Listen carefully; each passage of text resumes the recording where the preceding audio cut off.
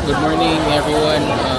Week 16 for vlog, and this would be the last time na mag-vlog ko and kami.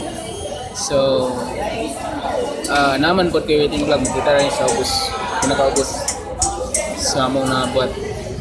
Then, atong Tuesday, ako lang follow up. Atong nag-pitch me si Cancer nga atong iyang ipang outro nga ang intern makadelete o ang company makadelete o katong mga advertised na job. So na okay naman to siya namo, gipa-check namo sa iya. Then okay naman siya sa mo, so wala na may problema.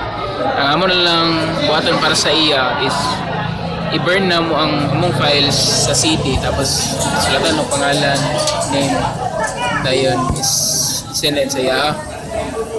Dayon pasalamat ko sa akong mga grupo, sa si John Alohado, 4th year ME student. Dayon among marketing si UJ Ang, 5th year EE, apel si Lance nga among CEO, EE gapon siya, og akong kauban nga developer si Ayan Batutay. So mao ta siya among nabuhat.